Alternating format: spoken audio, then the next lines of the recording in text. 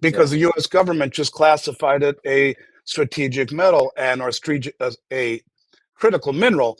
China is now massively curtailing exports. The exchanges are bleeding silver every single month, including the COMEX, and the LBMA, which is in backwardation, meaning there's more demand for the bars than there are for the contracts right now.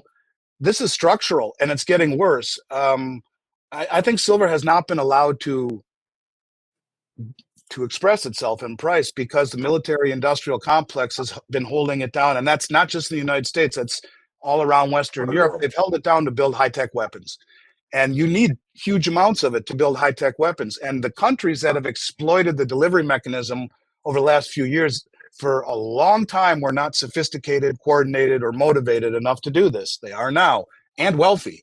And you look at India, you look at Saudi, you look at China, you look at Russia. They're all massively buying silver.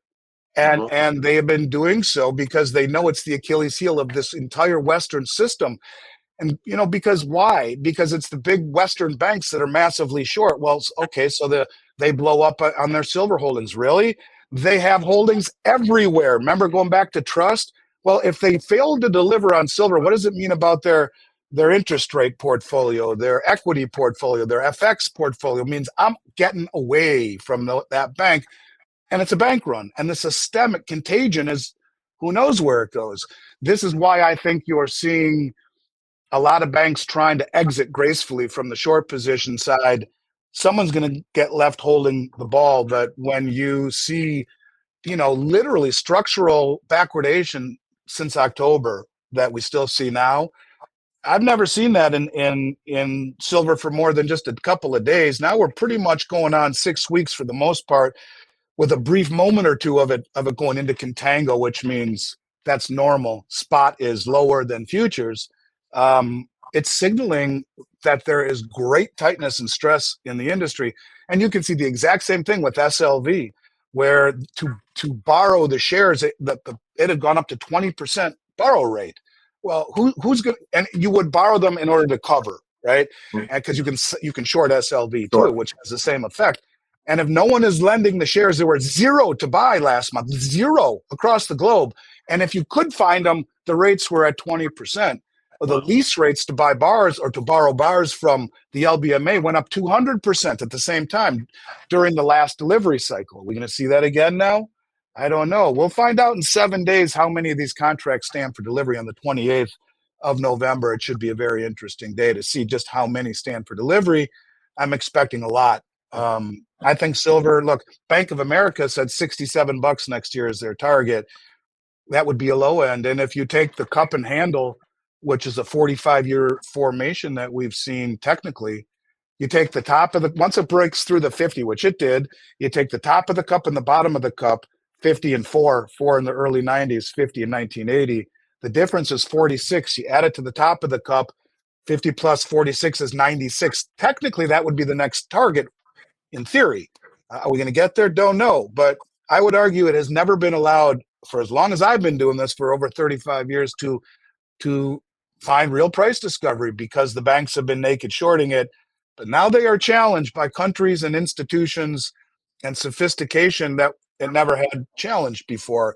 And they're standing for delivery. No one ever did that. None of the traders did it. None of the players did it. It was done typically to hedge positions, right? A miner who's pulling metal out of the ground and won't have it for months can forward sell its production, get paid, and then when it's done, deliver it. That's typically what it's used for, right? To hedge exposure. Now they're saying, yeah, you know what? We're going to stand for delivery instead. And the heat's getting turned up quite a bit. So yeah, I would expect silver to, I would call it the value of a generation. And I say that with as much sincerity as I can give you. This is not about telling people to buy silver from Miles Franklin. Sure, I hope you do. But I'm telling you, buy it no matter where you buy it from, and get it in your possession, because the biggest money in the world is making an overt attempt to do just that. Don't do what the talking heads say. Do what the biggest money in the world is doing, and get it in your possession. Like to say, follow the money, follow the money, follow the money. Man. You know, so much of the dark pools out there and the private equities and solvent wealth going in, and offices is going. I mean, they're just, going deep, deep, deep and buying a lot, accumulating a lot of gold and silver right now? I would say that fiat currencies inherently are all meant to die, and the dollar is one of them, and it's being inflated away to worthlessness. I mean, it truly is. Like I said, in the 6 weeks that the government was closed, they added 500 billion in debt, and the last trillion was in debt was accumulated in 71 days. It took over 200 years to do the first trillion, and now we're doing it in literally 2.5 months. It's accelerating, and when you realize that a trillion seconds ago was 31,688 years ago, that's a problem. When you realize that the US now has a record 18.6 trillion in household debt, up 60% over the last decade, where auto loan delinquencies are at their highest level in 15 years. Subprime auto delinquencies are their highest level in 31 years. Student loan delinquencies at an all-time high. Credit card delinquencies, the highest in 14 years. In October, 36,766 foreclosure filings. People getting kicked out of their homes. That's 3% higher than the previous month, 19% higher than the same time last year. The economy's in trouble. We talked about the bank. We've talked about all this stuff. You don't buy gold and silver to become wealthy. You buy it because it is wealth that has outlived 2 world wars, the German hyperinflation, the Great Depression, every pandemic, everything. And that's why you own it. And I think it's time for people to understand that it's time to think outside the box. As Rick Rule, I'll leave you with this, says, if you are not a contrarian, you're destined to be a victim. And if you save in dollars, you're destined to go broke. So it's about assets. He who owns assets is called the Cantillon effect. He who owns asset wins. And that's what I would tell people to do. Don't save in dollars, save in assets, even if it's an ounce of silver, an ounce of gold, whether it be Bitcoin, whatever assets mean to you, it's better than keeping it in dollars, which are really just being destroyed in value through irresponsible fiscal and monetary policy. Yeah. We saw it with the Roman Empire. We saw it when England was, when they were the dominant dollars and money at that point. Now in the United States, and now it's dwelling in our hands, and it's going eastward. It is. There is no question about it. I think you're smart to realize that. I would say there's a pattern every time. It starts with governments overspending, like the Romans, like we are. They borrow to cover the gap, or they debase the coins. They cut them smaller. They take the metal out. Michelle McCory just did an interesting deal on our channel about pennies and what it really means, how they're taking the penny out. But it's more interesting. Watch it. It's a short one. Talks about this. But then after that, central banks print to keep it all going. We see that. The currency weakens. We're seeing that. The insiders move to hard assets. We're seeing that. The middle class gets crushed. We're seeing that. The system resets as its mathematics would demand it. So that's where we are. And this is, the winners in all of this, they're the ones who are closest to the money printer. That's the Cantillon effect. And those are the people who take that money and buy assets as the currency continues to debase. Those assets become worth more in the face of a falling currency. So you're right on that. And it's the same pattern every single time. I'll say this. 1, silver has been reclassified a critical mineral by the US government. 2, the amount of gold and silver coming into the country over the last year is off the hook, and it's the biggest money in the world bringing it back in. 3, you have the Treasury Secretary, a self-proclaimed gold bug. You have Judy Shelton saying they're going to peg gold to the Treasury market. I could keep on going, but I'll just simply say this. When the central banks have been front running this for the last 5-6 years, I think that moving out into the future, you're going to see gold and silver much higher than people think possible, because it is going to be reintegrated into the system. In the BRICS, they're using it as a settlement system. In fact, I've talked a lot about Embridge, the cross-border payment system that allows countries to trade with one another free from SWIFT intervention. The first trade happened yesterday, I want to say, where it is now fully optimized, where the central bank from the UAE traded with the central bank of China. Now let's play that out.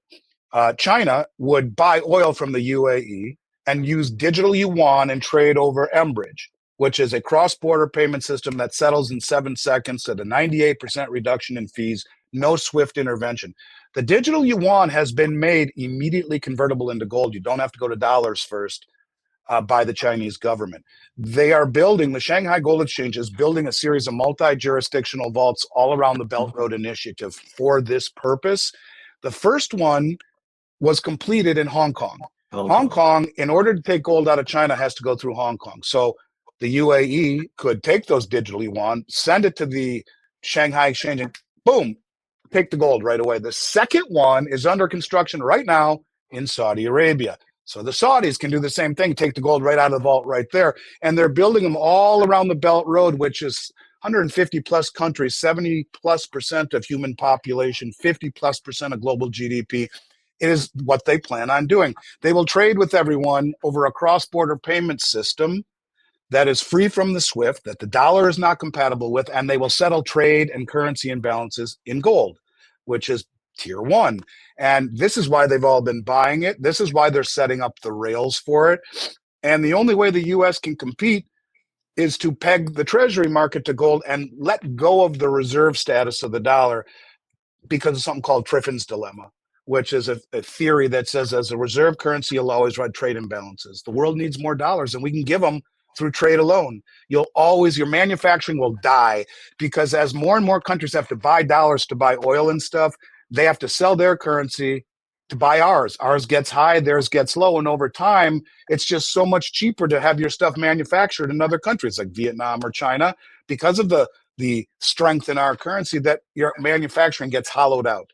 Now, what did Trump say in his press conference yesterday? We brought back 18 trillion in manufacturing. We're going to get it all, establish new facilities and this and that. Great. You can't sell it to the world unless you get rid of the reserve status.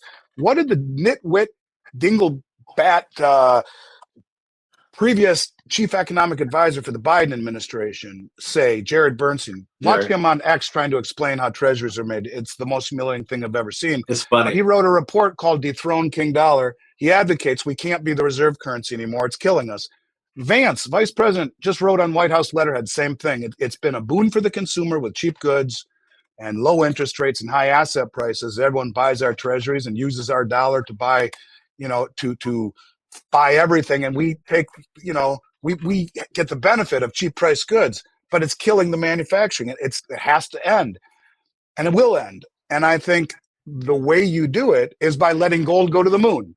That's all the talk of the gold revaluation. This is Tether, who issues stable coins on the Genius Act that's backed by U.S. Treasuries.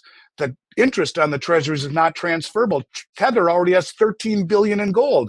And who's the CEO of the new Tether stablecoin division, USA Tether, but a man named Bo Hines, who was Trump's crypto czar till August. Wink, wink, nod, nod. You're going to buy gold, and we're going to work out a deal. Maybe that gold will end up in the treasury. You're going to make a fortune, but you are going to take the interest that you keep on all the movement of stablecoins backed by U.S. treasuries. You're going to buy gold. You're going to buy Bitcoin. I think Bitcoin will be used to pay down the debt, so you'll get rug pulls constantly. And I think gold will go to the moon because that's what they want, because a higher gold price means a devalued dollar price. How do you sell your goods to the world? In a devalued dollar. Even Wall Street, even Main Street's talking about it. The news is saying the debasement trade. They want to debase the dollar, which means let it fall in value so they can pay down the debt and bring back manufacturing. How do you bring back manufacturing at a zero upfront cost? I know. You back the back end of the treasury market with gold, 5, 10, 20, 30, and a 50-year that Judy talks about, redeemable in gold, no interest, no upfront borrowing costs. And now you can bring back and build new facilities with no upfront borrowing costs and 20 years deliver the gold. What if the price of gold goes way up by then? Oh, that's easy. Not only does it benefit all the central banks of the world who've been buying it, it benefits us. So the moral of the story is you save in dollars, you're going to go broke. And you can take any asset you can think of, anything, and go back 20, 50, go back to 1971 and take what that asset cost in gold then versus what it costs in gold now. And you'll see prices on everything are falling in gold terms, but they're going way higher in dollar terms. And that's the point, is that the dollar, which we measure things against, like right now, the dollar is down 7 or 8% against the dollar index. Yet it's down 70% against silver and 60% against gold. Gold and silver are the real barometers, not a basket of crappy currencies. So don't save in dollars. The biggest money in the world is repositioning into commodities right here in front of us. And now the US government is doing so as well. And it now becomes a policy issue and a national security issue. And I think we haven't seen anything yet. Honest to God, I believe that. Wow, that's a lot. You know, I've been stacking since 1998, and I'm a happy camper, and I totally agree with you. You know, you said something that I'm going to quote. I'm watching on another channel recently. You said this: "Buckle up for what's about ready to happen to silver." Yeah,